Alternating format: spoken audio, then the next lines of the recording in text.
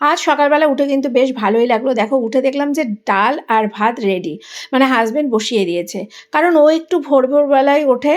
আর যেহেতু আজকে জানে যে আমাদের মানে কাজের দিদি আসবে না, তার মেয়ের জন্মদিন, সেই কারণে আরও ভাবলো যে বসিয়ে দিই, তাহলে আমার একটু সুবিধা হবে। তো আমি উঠে দেখলাম ভাতটা উপর দেওয়া হয়ে গেছে, ডালটা হয়ে গেছে। আমি তারপরে কী করলাম দেখো, 2-3 দিন আগেকার 2 পিস মাছ ছিল কাটাপোনা।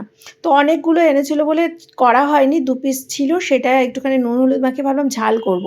তারপরে চলে আসলাম একটুখানি গাছ দেখতে। দেখো তোমাদের কাছে আজকে একটুখানি শেয়ার করলাম, এই গাছে কিন্তু আগেও উচ্ছে হয়েছিল। তাই ভাবলাম যে দেখো একটুখানি গাছে কতগুলো উচ্ছে ধরেছে। তাই ভাবলাম আমার বন্ধুদের সাথে একটুখানি শেয়ার করি। বাড়ির গাছে মানে যাই হোক না কেন খুবই ভালো লাগে। তারপরে হাজব্যান্ড চলে গেছিলো বাজারে। দেখো বাজার থেকে কী নিয়ে এসেছে, পালং শাক, মূলো যেহেতু এনেছে, কারণ কি পালং শাক এনেছে। তারপরে শিম, উচ্ছে, ফুলকপি, শসা, কুমড়ো, আর নিয়ে এসছে বড়ি। যেহেতু বড়িটা আমি পালং শাকে দেবো তাই বড়িটা নিয়ে এসছে। আর এই বড়িটা না খুব ভালো খেতে। আর দেখো কুমড়ো খেতে কিন্তু আমরা খুব ভালোবাসি, তাই একটু বেশিই নিয়ে এসছে কুমড়োটা। তোমরা কে কুমড়ো খেতে ভালোবাসো অবশ্যই জানাবে। তারপরে ছেলে বললো আজকে মা ম্যাগি খাবো, তো ম্যাগি বসিয়ে দিয়েছি। তো দেখো একদিকে বসিয়ে দিয়েছি ঝিঙে বটি।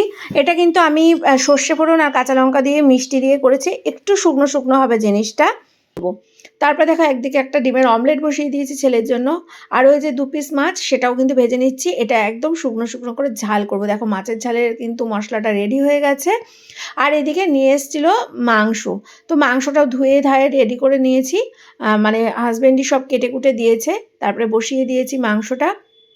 দেখো আর তারপরে কী রান্না করলাম, এই যে বললাম ঝিঙেটা কিন্তু আমি সর্ষে ফোড়ন আর কাঁচা লঙ্কা দিয়ে করেছি, একদম ভাজা মতো, মানে শুকনো করে। আর এই যে মাছের ঝালটাও কিন্তু রেডি, মাংসটাও একদম কমপ্লিট হয়ে গেছে। কেমন লাগছে মাংসটা অবশ্যই বলবে, লাল ঝাল মাংস।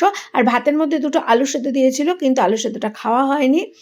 তো আজকের মেনুগুলো তোমাদের কেমন লাগলো অবশ্যই জানাবে। আজকে এই পর্যন্তই। তোমরা সবাই ভালো থেকো, সুস্থ থেকো। আবার কোনো ভিডিও নিয়ে তোমাদের সামনে হাজির হয়ে যাব। আমি তুতলিয়ে যাচ্ছি আজকে। তো সবাইকে টাটা। আজকে অনেক দেরি হয়ে গেল আমার ভিডিও পোস্ট করতে।